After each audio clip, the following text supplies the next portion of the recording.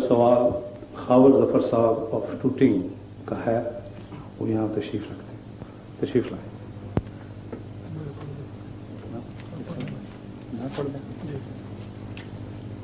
کہہ رہے ہیں کہ میں پڑھ دوں۔ ہاں ٹھیک۔ ان کا سوال ہے حضور کہ جو یہ آیت ہے وما کانا محمد آبا احد من رجالکم ولکن رسول اللہ وخاتم النبیین، برائے مہربانی اس آیت سے خاتم النبیین کا جو معنی احمدی کرتے ہیں اور جو غیر احمدی کرتے ہیں اس کا مختصراً موازنہ فرماویں۔ مختصر کی شرط مشکل ہے، باقی باتیں آسان ہیں، کیونکہ اگر آپ نے بات سمجھنی ہو تو ضروری ہے کہ اس کے سب پہلوؤں پر روشنی ڈالی جائے۔ یہ بنیادی وجہ اختلاف ہے جو احمدیوں اور غیر احمدی علماء کے درمیان بیان کی جاتی ہے۔ بیان کی جاتی ہے کہ کیا مطلب ہے، مجھے یہ بھی سمجھانا ہوگا۔ میرے نزدیک آیت خاتم النبیین پر فی الحقیقت کوئی بھی اختلاف ہمارے درمیان اور دوسرے علماء کے درمیان نہیں ہے۔ پہلے یہ بات آپ کو سمجھا دوں۔ اس لیے نہیں ہے کہ اس کا یہ مطلب کرنے کے باوجود کہ حضرت صلی اللہ علیہ وآلہ وسلم کے بعد ہر قسم کی نبوت ہمیشہ کے لیے ختم ہے، یہ ترجمہ کرنے کے باوجود جب آپ ان سے مزید پوچھیں کہ کیا مسیح آئے گا یا نہیں آئے گا، کہتے ہیں ضرور آئے گا۔ اگر ہم انکار کر دیں تو کافر ہو جاؤ گے۔ وہ نبی اللہ ہوگا یا اس کی نبوت آسمان پر ہی رہ جائے گی؟ وہ کہیں گے بلا استثناء، ہر مولوی شیعہ ہو یا سنی یہ کہے گا کہ لازماً وہ نبی اللہ ہوگا، جو اس کی نبوت کا انکار کرے گا وہ دائرہ اسلام سے خارج ہوا۔ ٹھیک ہے نا یہ بات؟ اب بتائیے، ہم بھی تو مسیح کو نبی اللہ کہہ رہے ہیں، ہم حضرت مسیح موعود علیہ السلام کو مسیح موعود مانتے ہیں، وہ کہتے ہیں مسیح موعود مانو، نبی اللہ کیوں مانتے ہو؟ اور جو ان کا آنے والا ہے اس کو ابھی بھی نبی اللہ، خود بھی نبی اللہ مانتے ہیں، تو اختلاف کیا ہوا؟ آیت خاتم النبیین کے ہوتے ہوئے بھی یہ تمام علماء بغیر استثناء کے اس مسیح کو جو ان کے نزدیک ابھی نہیں آیا لیکن کل پرسوں کبھی تو آئے گا، وہ کہتے ہیں جب آئے گا وہ ضرور نبی اللہ ہوگا۔ پھر ہم پوچھتے ہیں اختلاف کیا ہے؟ وہ کہتے ہیں اختلاف پھر اتنا بنا کہ ہمارا عقیدہ یہ ہے کہ حضرت صلی اللہ علیہ وآلہ وسلم کے بعد کسی امتی کو نبی کا لقب عطا نہیں ہو سکتا، نبی نیا نہیں بن سکتا، وہ کہتے ہیں، اس لیے پرانا نبی آئے گا۔ اب اس بات میں کوئی ادنا سا بھی غور کرے تو ایک حیرت انگیز تضاد معلوم ہوتا ہے اور ایک بے عقلی کی بات معلوم ہوتی ہے۔ اگر نبی آنے بند ہو گئے ہیں تو کیوں بند ہوئے؟ ایک ہی وجہ ہے، وجہ فضیلت اگر اس کو کہا جا سکتا ہے، کہ ایسا نبی آیا جس کے بعد ہمیشہ کے لیے نبوت کی ضرورت ختم ہو گئی۔ اگر وہ یہ مانیں تو ان کے اور ہمارے درمیان پھر اختلاف ہوگا، مگر ضرورت کے وہ بھی قائل ہیں، ہم بھی قائل ہیں۔ ہم بھی کہتے ہیں نبوت کی ضرورت رہے گی، اور یقیناً آپ بھی یہی مان رہے ہیں کہ ضرورت ہوگی۔ تو اختلاف یہ نہیں ہے کہ نبی آئے گا کہ نہیں، اختلاف یہ ہے کہ امتی کو نبی بنایا جائے گا یا موسیٰ کی امت سے ادھار مانگا جائے گا، یہ فرق ہے صرف۔ اس میں خاتم النبیین کا فرق کہاں سے ہو گیا؟ صرف اتنا فرق ہے، اور میں تکرار کرتا ہوں اس بات کی، اب بے شک پوچھ کے دیکھ لیں، وہ تمام کے تمام ایک نبی کی ضرورت کو مانتے ہیں، جانتے ہیں کہ ایک نبی ضرور آئے گا، وہ کون ہوگا یہ بحث ہے۔ ہم کہتے ہیں امت محمدیہ میں پیدا ہوگا اور اس کو نبوت کا لقب ملے گا، وہ کہتے ہیں امت محمدیہ میں کوئی ماں نبی پیدا نہیں کر سکتی اب، اس لیے اللہ کی مجبوری ہے گویا کہ چونکہ نبوت کی ضرورت پیش آ گئی، نبی بن نہیں سکتا، خدا نے ایک پرانا نبی اٹھا رکھا ہے، اور وہ نبی کون ہے؟ موسیٰ کی امت کا نبی، وہ نبی جس کو قرآن کریم آج بھی یہی فرما رہا ہے، رسولاً الی بنی اسرائیل۔ مسیح کون ہے؟ بنی اسرائیل کا رسول۔ اب اگر ان کا مسیح اتر بھی آئے تو نبوت والی بات تو پھر بھی وہی رہے گی، پرانا آئے یا نیا آئے، جو پرانا آئے گا وہ رخ نہ ڈالے گا نبوت میں۔ امت محمدیہ میں نبی کا پیدا ہونا آن حضرت صلی اللہ علیہ وآلہ وسلم کی عزت کے خلاف نہیں ہے۔ باہر سے قرض مانگنا، ضرورت ہو اور گھر میں بچہ نہ سنبھال سکے ضرورت ہو، یہ امت محمدیہ کی گستاخی ہے۔ اگلی بات جب اور کھولتا ہوں تو پھر آپ حیران رہ جائیں گے کہ اس عقیدے کو سن کر آپ کے دل میں توجہ کیوں نہ پیدا ہوئی کہ اس کو سوال تو کر کے دیکھیں کہ کیا عقیدہ ہم لوگوں کی طرف منسوب ہو رہا ہے، لیکن آپ کی طرف مولوی یہ بات منسوب کر رہے ہیں۔ جب اب ان کے پیچھے لگے تو ان کے عقیدے کے پیچھے بھی لگ گئے۔ وہ یہ کہتے ہیں کہ مسیح پرانا اترے گا، وجہ یہ ہے ضرورت ہے، اور اگر بے ضرورت نبی رکھا ہوا ہے تو پھر یہ خدا کی عقل کے خلاف بات ہے۔ ضرورت ہے تو نبی آئے گا، پرانا آئے گا۔ اگر آپ قرآن سے اس نبی کو جو اترے گا یہ آیت نکال کے دکھا دیں کہ رسولاً الی بنی اسرائیل، تو وہ کیا جواب دے گا آپ کو؟ وہ یہ کہے گا کہ اب میری نبوت پھیلا دی گئی ہے، پہلے میری نبوت محدود تھی، تو پھر نئی نبوت ہو گئی۔ پہلی نبوت کہاں رہی؟ پہلی نبوت محدود بنی اسرائیل کی نبوت ہے، اور جب تک اس کو نئی نبوت عطا نہ ہو وہ امت محمدیہ میں آ کر حکمرانی نہیں کر سکتا۔ آن حضرت صلی اللہ علیہ وآلہ وسلم اور پہلے نبیوں کے درمیان ہم جب فرق دکھاتے ہیں تو ایک بڑا اہم اور بنیادی فرق یہ بتاتے ہیں کہ رسول اللہ صلی اللہ علیہ وآلہ وسلم پہلے اور واحد نبی ہیں جو تمام بنی نوع انسان کے نبی بنائے گئے۔ اس سے پہلے کبھی کسی کو تمام بنی نوع انسان کی حکمرانی نہیں بخشی گئی۔ ایسی قطعی اور حقیقی بات ہے کہ اس پر متعصب سے متعصب مولوی بھی اختلاف رائے نہیں رکھ سکتا۔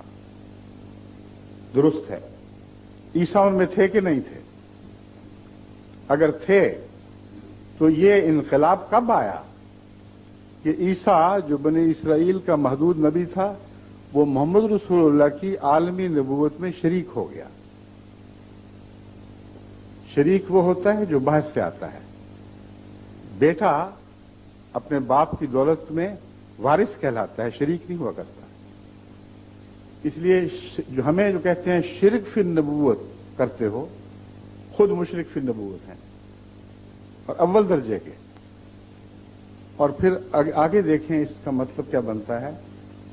کیا عیسیٰ نبی اللہ پر آسمان پر قرآن کریم نازل کیا گیا تھا جو رسول اللہ صلی اللہ علیہ وسلم پر نازل ہوا؟ نہیں کیا گیا۔ جب اس کو تعلیم اور دی گئی تھی، اور قرآن فرماتا ہے اس کو انجیل کی تعلیم دی گئی تھی جس میں اس پر فرض کیا گیا تھا کہ وہ بائبل پر عمل کرے، اور یہ آیت قرآن کریم میں موجود ہے کہ اس نے دعویٰ کیا کہ میں بائبل میں ایک شوشہ بھی اضافے کے لیے یا اس کو کم کرنے کے لیے نہیں آیا۔ مسلمہ عقیدہ ہے، تو اس کو نئی نبوت کہتے ہیں، دی جائے گی، اس کو قرآن دیا جائے گا۔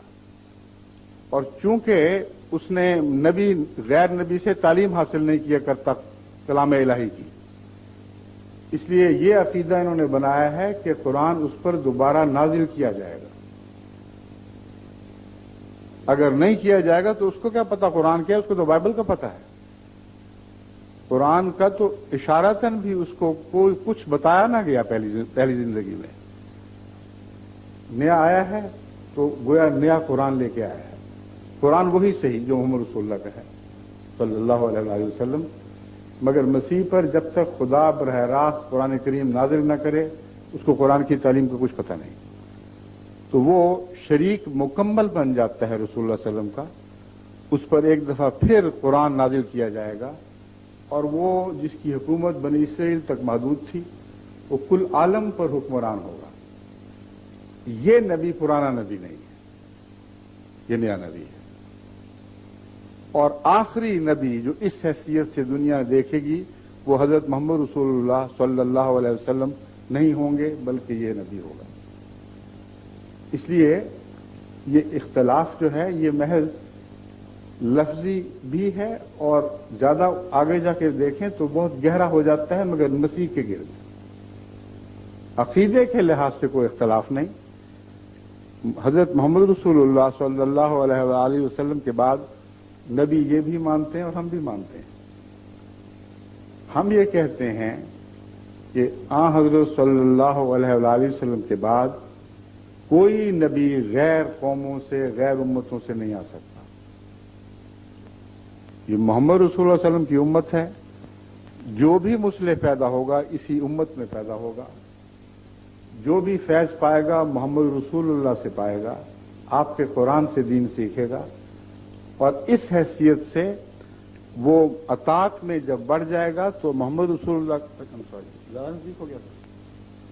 اطاعت میں جب بڑھ جائے گا تو حضرت صلی اللہ علیہ وسلم کی غلامی میں اس کو وہی کام کرنا ہوگا جو محمد رسول اللہ کا کام تھا. وہ کیا ہے؟ لِيُظْهِرَهُ عَلَى الدِّينِ كُلِّهِ، تاکہ دین محمد صلی اللہ علیہ وسلم کو تمام دنیا پہ غالب کر دے. یہ ہمارا عقیدہ ہے. اب میں آیت خاتم النبیین کی طرف آتا ہوں. پہلے میں دونوں کے عقیدے کی تشریح بتا رہا تھا کہ فرق ہے تو کیا ہے. آیت خاتم النبیین کا یہ ترجمہ جو وہ کرتے ہیں کہ وہ نبی آیا جس نے پہلے سب نبیوں کو ہی نہیں بلکہ نبیوں کا بیج ختم کر دیا، تخم نبوت ختم ہو گیا، اور حضرت صلی اللہ علیہ وآلہ وسلم سے پہلے جتنے نبی تھے ان سب کو ختم کر دیا. یہ مانتے ہیں کہ نہیں؟ کیسے ختم کیا؟ جسمانی طور پر یا روحانی طور پر؟ دو ہی معنی ہو سکتے ہیں. جسمانی طور پر ختم کیا تو سب نبی تو اپنی موت خود ہی وفات پا چکے تھے. ایک ہی ٹیسٹ کیس باقی تھا، عیسیٰ علیہ السلام. ان کے نزدیک، ہمارے نزدیک نہیں. ہم کہتے ہیں جسمانی طور پر بھی کل نبیوں کو بلا اشتباہ ختم کر دیا. یعنی ایک نبی بھی آپ کی عمر سے گزر کر زندہ نہیں رہا. آپ کی پیدائش سے پہلے فوت ہو چکا تھا، آپ کی نبوت سے پہلے فوت ہو چکا تھا. یہ مولوی جو ہم پر الزام لگاتے ہیں یہ کہتے ہیں کہ نہیں، ایک نبی زندہ تھا، وہ زندہ تھا، زندہ رہا ان کے قول کے مطابق. تو کس نے کس کو ختم کیا؟ وہ نبی جو رسول اکرم صلی اللہ علیہ وآلہ وسلم سے 570 سال پہلے ان کے بیان کے مطابق پیدا ہوا، اور 570 سال کی عمر میں وہ آسمان پر بیٹھا ہوا دیکھ رہا تھا، اور اس کے سامنے ایک بچہ پیدا ہوتا ہے، اس کے سامنے جوان ہوتا ہے، اپنی نبوت کا دور ختم کر کے گزر جاتا ہے. تو کس نے کس کو ختم ہوتے دیکھا؟ ان کے قول کے مطابق نعوذ باللہ من ذالک عیسیٰ علیہ السلام نے رسول کریم صلی اللہ علیہ وآلہ وسلم کو ختم ہوتے دیکھا. اور وہ دونوں یہ دعوے حضرت کے صلی اللہ علیہ وسلم انہوں نے جھٹلا دیے. آپ فرماتے ہیں میں پہلا بھی ہوں اور آخری بھی ہوں. اگر جسم کے لحاظ سے یہ مانتے ہیں تو پہلا تو مسیح تھا، پہلے پیدا ہوا، اور موت کے لحاظ سے مانتے ہیں تو آخری مسیح ہوا، بعد میں مرا ان کے قول کے مطابق. تو ختم نبوت کا تو انہوں نے کچھ بھی باقی نہ رہنے دیا. اگلا قدم فیض کا. سب نبیوں کے فیض قرآن کریم کے نزول سے پہلے ہی ختم ہو چکے تھے. کل انبیاء اپنے فیض کا دور ختم کر کے اپنی صفیں لپیٹ کے جا چکے تھے. ایک مسیح ہی باقی تھا نا. یہ کہتے ہیں اس کا فیض نہ صرف یہ کہ رسول اللہ صلی اللہ علیہ وسلم ختم نہیں کر سکے بلکہ براہ راست اس نے خدا سے وہ فیض پایا جو پہلی زندگی میں اس کو حاصل نہیں تھا، فیض میں بڑھ گیا، اور رسول اکرم صلی اللہ علیہ وآلہ وسلم کے وصال کے بعد آپ کی امت کو زندہ کرنے میں بنیادی کردار مسیح ادا کرے گا۔ گویا کہ رسول اللہ علیہ وسلم کی امت تو مر رہی تھی، اس میں سانس لینے کی طاقت نہیں رہی تھی، زندہ کیا تو موسوی امت کے مسیح نے۔ تو فیض کیسے ختم کیا؟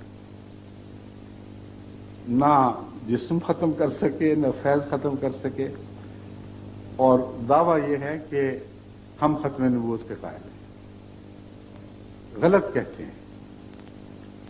میں علماء کو بارہا یہ کہہ چکا ہوں کہ اس معاملے پہ گفتگو کرو، میں ثابت کروں گا کہ تمہارے معنوں میں بھی جو ہم مانا کرتے ہیں وہ بہت بلند ہے، جو تم مانا کرتے ہو اس میں بھی ہم قائل ہیں، تم قائل نہیں۔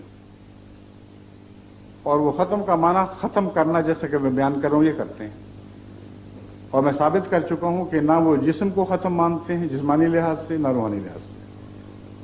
جماعت احمدیہ دونوں لحاظ سے حضرت صلی اللہ علیہ وسلم کو خاتم مانتی ہے، اور قرآن کریم میں خاتم النبوت نہیں لکھا گیا، خاتم النبیین لکھا گیا ہے۔ النبیین، جتنے بھی نبی تھے کلہم، ان سب کو محمد رسول اللہ صلی اللہ علیہ وآلہ وسلم نے ختم فرما دیا۔ اور ہم کہتے ہیں کہ عیسیٰ آپ سے پہلے وفات پا چکے تھے، اس لیے کوئی نبی بھی جسمانی لحاظ سے آپ سے آگے نہیں نکل سکا۔ روحانی فیض آپ کی امت تک محدود رہا، اور اس میں بھی عیسیٰ کو تو یہ بھی توفیق نہ ملی کہ 30 سے زیادہ اپنے متبعین پیچھے چھوڑ کر جاتا، اور روحانی لحاظ سے بہت قربانی کرنے والا، مگر کامیابی کے لحاظ سے ایک بے طاقت نبی دکھائی دیتا ہے۔ اس کے وصال کے بعد لمبے عرصے کے بعد پھر رفتہ رفتہ خدا نے غلبہ عطا کیا ہے، مگر زندگی میں حضرت عیسیٰ علیہ السلام کو یہ شرف نصیب نہ ہوا۔ حضرت محمد رسول اللہ صلی اللہ علیہ وآلہ وسلم کو زندگی میں یہ شرف نصیب ہوا کہ آنکھیں بند نہیں کی جب تک عرب میں وہ انقلاب برپا نہ کر دیا جس کا بیڑا تنہا اٹھایا تھا، اور حیرت انگیز انقلاب تھا جو عرب کی حدوں سے چھلانگ لگا کر ایک طرف کسریٰ کی حکومت میں داخل ہو چکا تھا، دوسری طرف قیصر کی حکومت میں داخل ہو چکا تھا۔ تو صلی اللہ علیہ وسلم کی زندگی میں یہ واقعہ ہوا ہے۔ اس نبی کی خدمت کی امت کو زندہ کرنے کے لیے مسیح کو لایا جانا تھا۔ ایک لغو خیال ہے، جماعت احمدیہ اس کو رد کرتی ہے، اس کو آیت خاتم النبیین کے منافی قرار دیتی ہے۔ ہم کیا معنی سمجھتے ہیں؟ اول وہ معنی سمجھتے ہیں جو عربوں میں رائج تھے اور آج بھی رائج ہیں۔ خاتم کا لفظ قرآن نے ایجاد نہیں فرمایا، ایک عرب محاورے کو استعمال فرمایا ہے جس کو سب عرب جانتے تھے۔ خاتم کا لفظ عرب بہترین کے معنوں میں استعمال کرتے ہیں، جس سے اوپر کوئی نہ ہو، یعنی مقام کے لحاظ سے آخری ہو۔ چنانچہ ابو علی سینا جو مشہور طبیب بلکہ اطباء کے باپ مانے جاتے ہیں، ان کو خاتم الاطباء لکھا جاتا ہے۔ متنبی شاعر جو عربوں کا شاعر ہے، رسول اللہ صلی اللہ علیہ وآلہ وسلم کے بعد آیا ہے، خاتم کا معنی عربوں پہ روشن ہو چکا تھا۔ اس کے باوجود اس کے دیوان اٹھا کر دیکھ لیں، خاتم الشعراء المتنبی، تمام شعراء کا خاتم۔ آگے دیکھیں، ہمارے زمانے میں ہمارے ملک میں حکیم اجمل خان پیدا ہوئے، دہلی میں بہت چوٹی کے حکیم تھے جن کا آج تک نام، ان کے نام کا ڈنکا بجتا ہے طب میں۔ ان کے جو بیاد ہے اس کے اوپر لکھا ہوا ہے خاتم الحکماء یا خاتم الاطباء، دونوں میں سے حکیم اجمل خان صاحب۔ تمام عرب استعمال کو دیکھ لیں، ایک جگہ بھی اس آیت جو متنازع فی ہے اس کو چھوڑ کر अरब इस्तेमाल में खातम का मतलब ज़मानी लिहाज से आखिरी कहीं नहीं मिलेगा, मर्तबे और मकाम के लिहाज से आखिरी ज़रूर मिलेगा। यानी जब अरब शायर को खातम कहते हैं तो मुराद ये है कि इस कमाल का शायर अब कभी नहीं आ सकता। शागिर्द आ सकता है, हमसर नहीं आ सकता, उस्ताद नहीं आ सकता। ये सनद है, ये सनद चलेगी, खातम यानी मोहर उसकी चलेगी, और इसके मुकाबले पर जो भी दावा होगा वो गिर जाएगा। जिसको तस्दीक ना हासिल हो इस शायर की, वो बेमानी है। तो वो असातिज़ा जिनकी सनद चलती है उनको खातम कहा जाता है। वो अतिब्बा जिनकी सनद चलती है, जो अपने मजमून में दर्जा कमाल को पहुंच जाते हैं, उनको खातम कहा जाता है। और एक इस्तेमाल खातम का खुद हजरत अक़दस मोहम्मद रसूलुल्लाह सल्लल्लाहु अलैहि वसल्लम की जुबान से भी सुनिए। हजरत अली रज़ी अल्लाह तआला अन्हु को मुखातब करके फरमाया, अंता खातमुल औलिया। एक रवायत में है फरमाया अंता खातमुल असफिया। बात एक ही है, दोनों रवायतें मिलती हैं। अगली बात सुनने वाली है, कमा अना खातमुल अंबिया। जिस तरह मैं खातमुन नबीयीन हूं, ए अली तू वलियों का खातम है। अब खातम का तर्जुमा वो लगा के देखें जो मौलवी करते हैं। क्या मतलब बनेगा? कमा का लफ्ज भी आ गया है, जैसा मैं वैसा तू, खातम में हम बराबर हैं। देखिए, मैं नबियों का खातम, तू वलियों का खातम। तो मतलब ये बनेगा कि ए अली, जिस तरह मेरे आने के बाद, इन मौलवियों के तर्जुमे के लिहाज से, जिस तरह मेरे आने के बाद हर किस्म की नबूवत की अता खत्म हो चुकी है, हां पुराना नबी आ सकता है, उस तरह ए अली मेरे बाद, तेरे बाद वलायत की सफ इस्लाम से लपेट दी जाएगी। अला इन्ना औलिया अल्लाह है ला खौफुन अलैहिम वला हुम यहज़नून का दावा बेकार जाएगा। कुरान करीम गलत निकलेगा नाउज़ुबिल्लाह।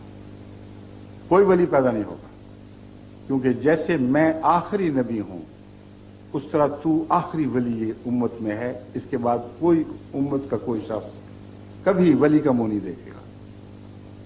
ये तर्जुमा काबिल कबूल है, तस्लीम कर सकते हैं? हरगिज़ नहीं। क्या वलायत भी खत्म हो गई? नबूवत तो गई, नबी नहीं आ सकता, तो क्या वली भी कोई नहीं आएगा? क्योंकि रसूलुल्लाह सल्लल्लाहु अलैहि वसल्लम ने फरमाया है अली को कि ए अली तू खातमुल औलिया है। बस खातम का माना अगर वो माने जो मौलवी करते हैं, तो मतलब ये है तू आखिरी वली है, अब कभी कोई वली नहीं आएगा। और ये झूठ है। वो माना करना पड़ेगा जो दोनों जगह बराबर इतलाक पाए। गज कपड़ों से तो नहीं बदला करता, गज तो उतना ही रहता है। रेशम नापो या खद्दर नापो। इसलिए लफ्ज खातम वही है जो दोनों जगह बराबर इस्तेमाल होगा। जमात अहमदिया के नजदीक खातम के मानी जो मारूफ और राइज हैं वो यहां चलते हैं। एक माना मैंने बताया है सबसे ऊपर, सबसे बाला, जिसका मसलक आखिरी मसलक शुमार हो, जो आखिरी मानवी सनद बन जाए। तो मुराद यह है कि जिस तरह मैं नबियों के लिए एक सनद बन गया हूं, मेरे हवाले के बगैर कोई नबी सच्चा नहीं हो सकता। जब तक मेरे आसार उसमें न पाए जाएं, जब तक मेरी तस्दीक न पाई जाए, किसी की नबूवत सच्ची नहीं। इस तरह वलायत में जो तेरा मुखालिफ होगा, जिसमें तुझसे मुखालिफ आसार वलायत होंगे और वो कहेगा मैं वली हूं, तो झूठ बोलता है। इस नुक्ते को समझकर तमाम झूठे सूफिया का पोल खुल जाता है। वो जो हजरत अली के पैराव होकर मुल्तान में नाचते फिरते हैं और चिमटे बजाते हैं और अली का नारा बुलंद करते हैं, वो हजरत अली रज़ी अल्लाह ताला अन्हु की सुन्नत के मुखालिफ चलकर साबित कर देते हैं कि वो वली नहीं है। क्योंकि हजरत मोहम्मद रसूलुल्लाह सल्लल्लाहु अलैहि वसल्लम ने हजरत अली को खातमुल औलिया करार दे दिया। बस अगर हिकमत से बात समझें तो बड़े फवायद हाथ आते हैं। अगर बेहिकमत की बात کر کے تعصب کے پیچھے چلیں تو سارا فیض ہاتھ سے جاتا رہتا ہے۔ اب آگے چلتے ہیں۔ لفظ خاتم کے اور کیا معنی ہیں؟ انگوٹھی جس کے اوپر کچھ لکھا ہو، کہیں لگائیں تو وہ مہر تصدیق بن جاتی ہے۔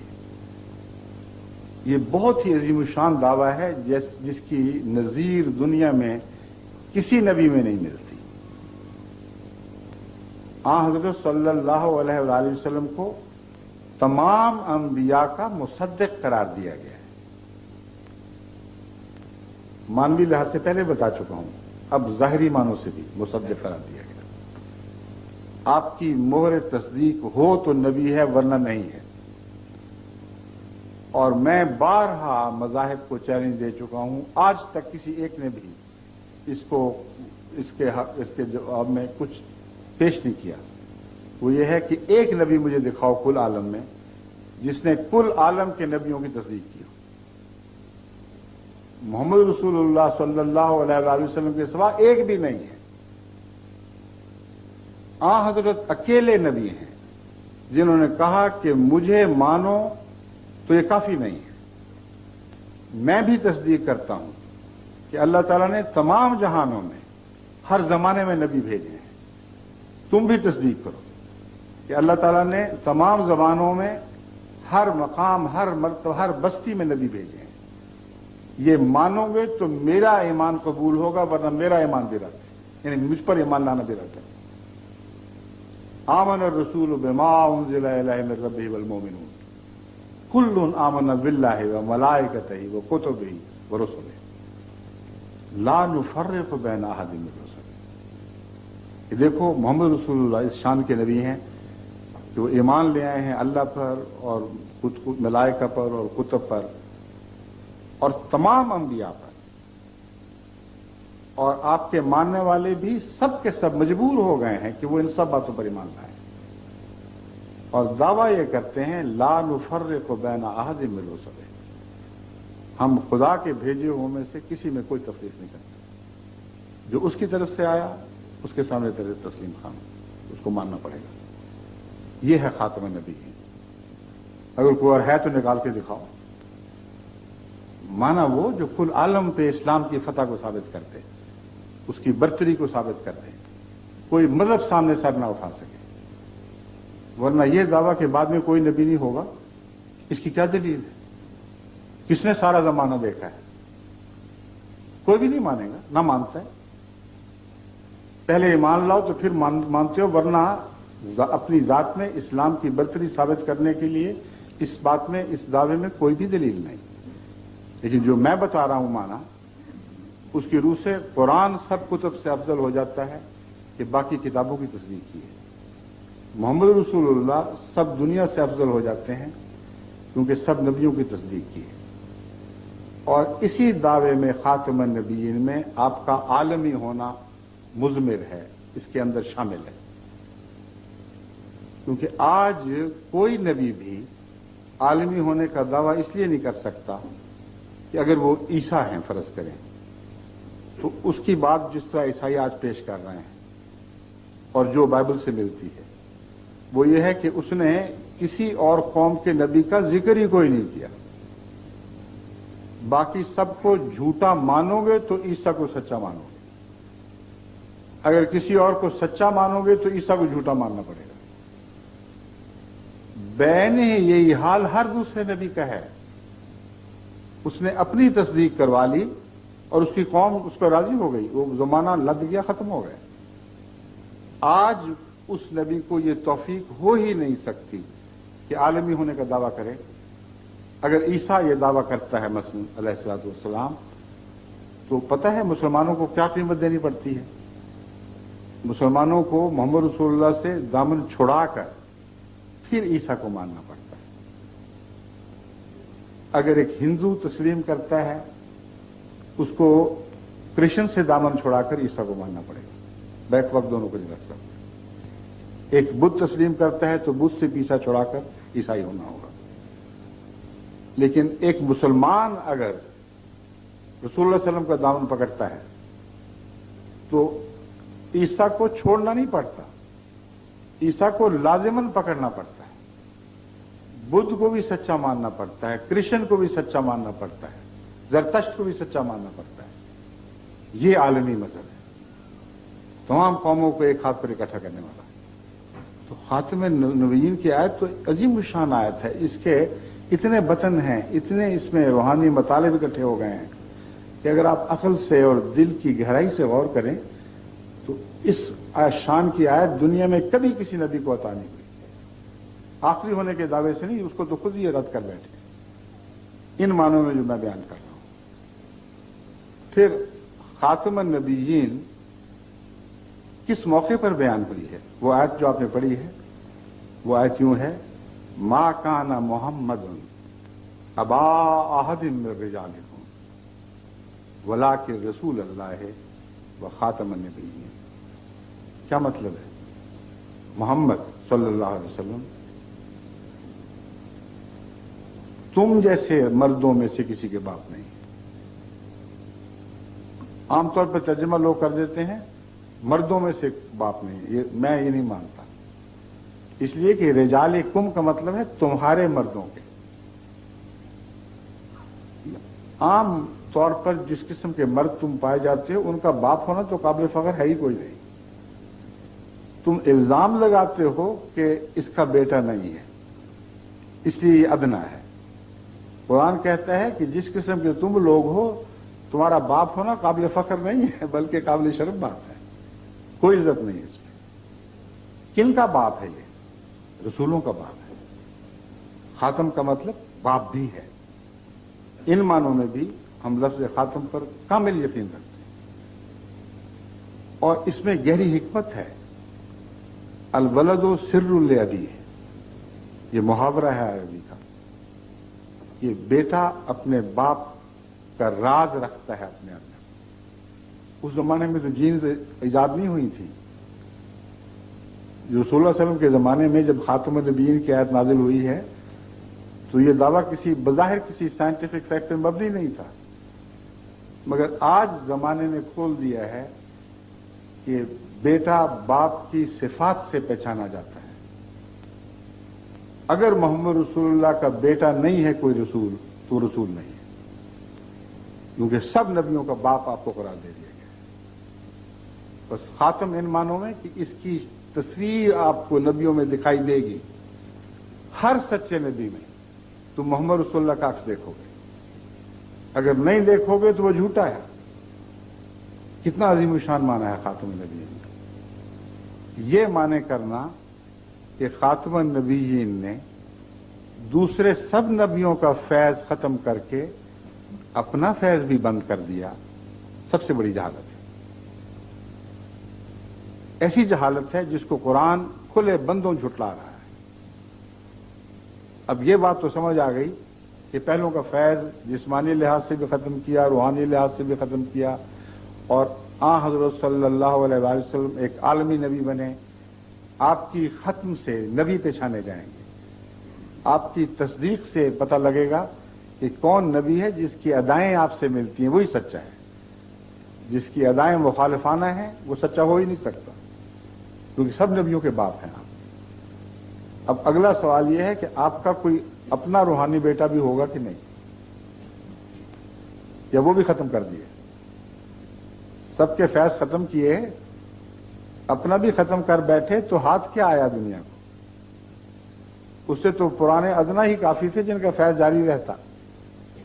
कुरान करीम फरमा रहा है कि हज़रत सल्लल्लाहु अलैहि वसल्लम सब नबियों का फैज खत्म करके अपना वो फैज जारी फरमा चुके हैं जिसमें किसी इनाम की कमी नहीं है। ये आयत करीमा जो सूरह निसा से ली गई है, जो अभी आपके सामने पढ़ता हूं, ये खत्म नबूवत के मौजू पर एक आखिरी फैसला है, कतई फैसला है। सूरह अन-निसा में यह आयत है, वमन युतिल्लाह व रसूल फउलाइका मल्लज़ीना अनअम अल्लाहु अलैहिम। जो कोई भी अब अल्लाह और इस रसूल रसूल मोहम्मद रसूलुल्लाह की अताअत करेगा, क्या होगा? उसको सजा मिलेगी, इनाम मिलेंगे। پہلے نبیوں کی اطاعت کے مقابلے پر کم انعام ملیں گے؟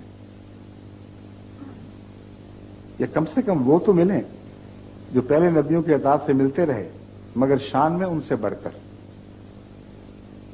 یہی دعویٰ یہ آیت کریمہ کر رہی ہے. وَمَن يُطِعِ اللَّهَ وَالرَّسُولَ، جو کوئی بھی اللہ کی اطاعت کرے گا اور اس رسول محمد رسول اللہ صلی اللہ علیہ وآلہ وسلم کی اطاعت کرے گا، فَأُولَٰئِكَ مَعَ الَّذِينَ أَنْعَمَ اللَّهُ عَلَيْهِمْ. اب صرف یہی لوگ ہیں جن کو اللہ انعام عطا کرے گا، باقی سب کی چھٹی ہوگی. خاتم کا مطلب غیروں کے چشمے بند، اپنا جاری. اب فیض لینا ہے تو اس کے پیچھے لگو. اور ساتھ فرمایا وہ کون لوگ ہیں جن کو انعام ملے گا، لسٹ بیان فرمائیے. من النبیین، یہ قرآن کے الفاظ ہیں، نبیوں میں سے ہوں گے یہ لوگ. والصدیقین، اور صدیقوں میں سے ہوں گے. والشہداء، اور شہیدوں میں سے ہوں گے. والصالحین، اور صالحین میں سے ہوں گے. وحسن اولئک رفیقا، اور یہ ساتھ جو محمد رسول اللہ کی غلامی سے ملے گا یہ سب سے اچھا ساتھ ہے، اس سے اچھا کوئی ساتھ نہیں. تو انعام کی لسٹ تو وہی ہے، مگر حسن اولئک رفیقا نے مرتبہ اونچا بیان کر دیا. اب تم پرانی امتوں میں کہاں رفیق ڈھونڈتے پھرتے ہو؟ حسن اولئک رفیقا. اب رفاقت ڈھونڈنی ہے تو محمد رسول اللہ کی امت میں آپ کے غلاموں میں پیدا ہونے والے نبیوں، صدیقوں، شہیدوں، صالحین کی رفاقت ڈھونڈو. اس سے بہتر رفاقت نہیں مل سکتی. اتنی واضح کھلی ہوئی آیت کے بعد آیت خاتم النبیین کا یہ ترجمہ کرنا کہ آپ نے سب نبیوں کو ختم کیا سوائے عیسیٰ علیہ السلام، اور سب کا فیض ختم کر دیا، ساتھ اپنا بھی ختم کر دیا. اب اس امت میں کوئی نبی آپ کی غلامی میں بھی پیدا نہیں ہو سکتا. قرآن کا دعویٰ کیا ہے؟ غلامی میں پیدا ضرور ہو سکتا ہے مگر صرف نبی نہیں. ہر مرتبہ شان، ہر مرتبہ انعام اب محمد رسول اللہ کی غلامی سے وابستہ ہو چکا ہے. صرف نبوت بند نہیں ہوئی، خاتم صدیقیت بھی بند ہے، شہادت بھی بند ہے، صالحیت بھی بند ہے، مگر غیروں کی. محمد رسول اللہ کی غلامی میں نہ یہ بند، نہ وہ بند، نہ وہ بند. بس غلام نبی کا تو اعلان کر رہی ہے یہ آیت. اور بجائے اس کے کہ پرانے موسیٰ کے غلام کو محمد صلی اللہ کی امت کا فیض رسان بناؤ، اگر غیرت ہے تو قرآن کے اس معنی کو تسلیم کرنا لازم ہے کہ جب ضرورت ہوگی محمد رسول اللہ کے غلاموں میں سے وہ اٹھے گا جسے خدا فیض نبوت عطا کرے گا، مگر محمد رسول اللہ کی امت کے دائرے میں اور غلامی کے صدقے. یہ ہمارا عقیدہ ہے. اگر یہ نعوذ باللہ من ذالک حق کے رسول ہے تو پھر اس عقیدے کو پکڑے رکھیں کہ محمد رسول اللہ کی امت میں تو سب ناکام ہو جائیں گے، موسیٰ کا غلام ڈھونڈنا پڑے گا، نیا قرآن لے کے آئے گا، یعنی دوبارہ قرآن نازل ہوگا، اور آخری فیض رسان جو دنیا دیکھے گی وہ عیسیٰ علیہ السلام ہوں گے. پھر وہ خاتم النبیین ہوئے، نہ کہ محمد رسول اللہ. سمجھے؟ جزاک اللہ.